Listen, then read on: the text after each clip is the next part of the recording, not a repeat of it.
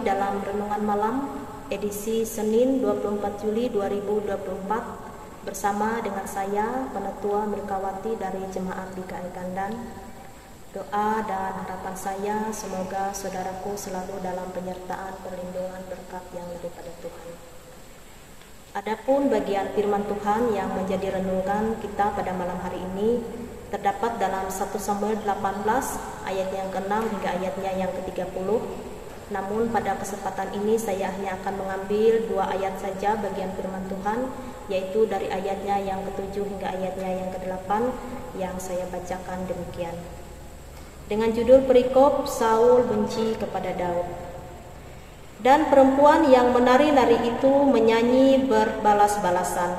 Katanya, Saul mengalahkan beribu-ribu musuh, tetapi Daud berlaksa-laksa. Lalu bangkitlah amarah Saul dengan sangat, dan perkataan itu menyebalkan hatinya. Sebab pikirnya kepada Daud diperhitungkan mereka berlaksa-laksa, tetapi kepadaku diperhitungkannya beribu-ribu. Akhir-akhirnya jabatan raja itu pun jatuh kepadanya. Saudaraku yang terkasih di dalam Tuhan kita Yesus Kristus, di kalangan bangsa Israel saat itu, Daud dikenal karena Daud telah berjasa mengalahkan seorang tentara Palestina, yaitu Goliat. Itulah awal pertama bangsa Israel mengenal Daud sebagai seorang pahlawan bagi mereka. Dan dalam firman Tuhan pada kesempatan ini juga menceritakan kembali keberhasilan Daud mengalahkan bangsa Palestina pada saat itu. Dan pada saat mereka kembali dari medan peperangan, mereka disambut dengan nyanyian-nyanyian oleh para perempuan bangsa Israel saat itu. Dan karena nyanyian inilah yang menimbulkan kemarahan di dalam hati Saul, karena kepada Daud diperhitungkan berlaksa-laksa dan kepadanya hanya diperhitungkan beribu-ribu. Karena kebencian dan kemarahannya inilah yang membuat Raja Saul menyimpan dendam amarah kepada Daud, sehingga dengan berbagai macam cara dan upaya dia berusaha membunuh Daud. Dengan berbagai macam cara dia ingin menyingkirkan Daud, supaya Daud dapat disingkirkan karena dia tahu bahwa nantinya yang akan menggantikan dia sebagai raja itu adalah Daud. Jadi dengan berbagai cara dan upaya Raja Saul berusaha untuk membunuh Daud. Tetapi bagaimanapun cara dan usaha yang dilakukan oleh Saul, Daud tetap dilindungi oleh Tuhan, sehingga terbukti di dalam setiap apapun yang dilakukan oleh Saul kepada Daud, Daud tetap selamat dari bahaya yang diciptakan oleh Saul saat itu.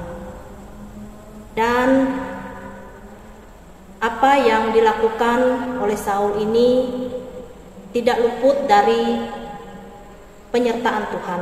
Karena apa? Karena saat itu Tuhan sudah tidak mau lagi menyertai Saul.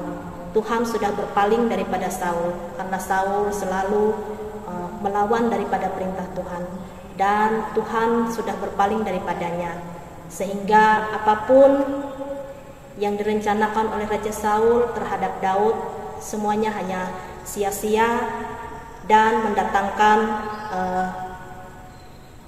bahaya bagi dirinya sendiri saja. Saudaraku yang terkasih di dalam Tuhan kita Yesus Kristus, sifat iri yang disimpan oleh Raja Saul di dalam hatinya itu menyebabkan kehancuran bagi dirinya sendiri. Demikian juga di dalam kehidupan kita. Seperti contohnya Raja Saul ini, jika kita menyimpan iri hati terhadap sesama kita, itu hanya akan membuat kehancuran bagi diri kita sendiri. Seperti yang terdapat dalam Amsal 14 ayat 30 bagian B, bahwa iri hati merusakkan, membusukkan tulang. Sifat dengki menyeret kita ke dalam kehancuran. Sebaliknya, sikap ikhlas menuntun kita memahami kehendak Tuhan di dalam kehidupan kita.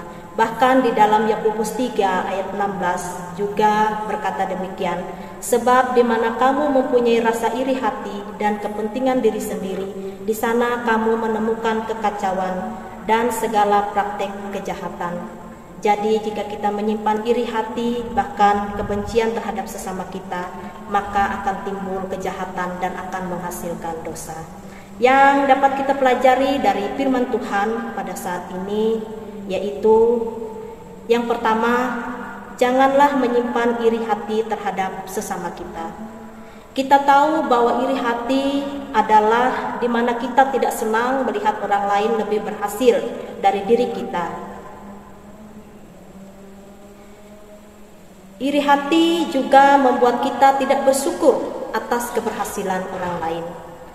Jadi dengan iri hati membuat kita tidak memandang atau tidak melihat betapa berkat Allah di dalam kehidupan kita. Karena kita hanya disibukkan menghitung berkat orang lain yang diberikan Allah kepada orang lain. Jadi kita tidak memandang berkat yang sudah diberikan Allah di dalam kehidupan kita. Kita tidak bersyukur, kita tidak merasa terberkati karena iri hati yang kita simpan di dalam hati kita. Karena itu janganlah kita menyimpan iri hati di dalam hati kita. Jikapun kita menyimpan iri hati, cepatkanlah padamkan dan cepatlah memohon ampun kepada Tuhan. Dan pandanglah segala berkat-berkat yang sudah Tuhan berikan di dalam kehidupan kita. Karena jika kita menghitung berkat Tuhan di dalam kehidupan kita, sungguh pun semuanya itu tidak dapat kita hitung. Karena berkat Tuhan tidak hanya berupa barang duniawi saja, tidak hanya berupa kekayaan, tidak hanya berupa harta benda, tidak hanya berupa barang materi, tetapi berkat Tuhan dapat berupa kebahagiaan, sukacita, damai sejahtera, bahkan kesehatan, kekuatan, itu juga sudah termasuk berkat Tuhan. Bahkan napas kita pada saat ini itu juga sudah termasuk berkat Tuhan yang sudah Tuhan berikan di dalam kehidupan kita. Kemudian yang kedua yang dapat kita pelajari dari firman Tuhan ini, bagaimana kita belajar dari Daud yang selalu rendah hati dan tidak menyimpan dendam. Daud tidak menyimpan dendam kepada Saul saat itu. Bahkan ketika ada kesempatan untuk membalas pun Daud tidak membalas kepada Saul, karena Daud tahu bahwa pembalasan itu adalah bagian Tuhan. Jadi saudaraku yang terkasih di dalam Tuhan kita Yesus Kristus, biarlah dengan firman Tuhan bagi kita pada saat ini boleh menguatkan iman percaya kita pada Tuhan, dan kita boleh diajarkan untuk selalu hidup dalam kedamaian, dalam kebersamaan dengan sesama kita. Jangan kita menyimpan iri hati, dengki, kebencian, bahkan kita selalu memberi pengampunan kepada sesama kita. Tuhan memberkati kita dengan firman-Nya. Baiklah, kita akan tutup renungan kita pada malam hari ini dengan berdoa. Mari kita berdoa. Terima kasih Tuhan untuk firman Tuhan yang boleh diperdengarkan bagi kami saat ini, di mana firman-Mu telah mengajarkan kami agar kami selalu menjaga hati dan pikiran kami, supaya kami tidak menyimpan benci terhadap sesama kami, supaya kami tidak menyimpan amarah bahkan dendam terhadap sesama kami, karena kebencian bisa menimbulkan dosa di dalam hati kami, karena iri dengki bisa menghalangi kami untuk kami tidak bersyukur kepadamu. Tetapi ajarkanlah kami agar senantiasa kami melihat setiap berkat-berkat Tuhan yang tidak dapat kami hitung satu persatu di dalam kehidupan kami. Terima kasih ya Tuhan, terima kasih.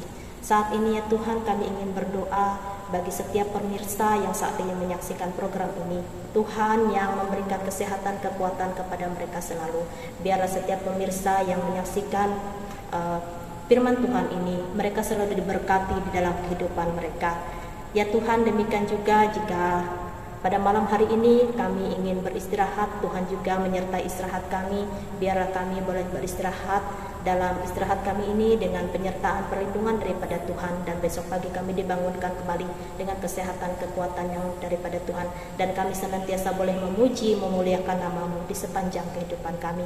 Pakai hidup kami ya Tuhan untuk kemuliaan nama-Mu. Ampuni dosa dan kesalahan kami. Seluruh hidup kami mau pertaruhkan di dalam satu nama, Tuhan kami Yesus Kristus, Sang Juru Selamat kami. Kami sudah berdoa. Amin. Demikianlah renungan malam untuk kita pada malam hari ini. Selamat malam, Tuhan Yesus memberkati. Shalom.